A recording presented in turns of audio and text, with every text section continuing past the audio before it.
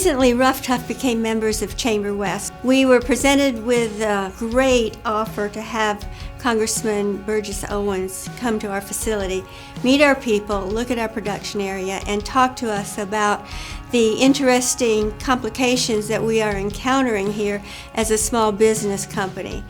He was so attentive, listened to us carefully, and made notes, and also told us that a comforting thing that we weren't alone in this. Yesterday's meeting was overall a great thing. Our employees got to see a real live congressman in action. Congressman Owens wasn't here to find solutions for Ruff Tuff, but we were all in it together to find the solutions that small businesses all over the state of Utah need. It was a great day, a great time, and I even got to have a Super Bowl ring on my finger for the first time ever, or to even see one up close and personal, first time ever.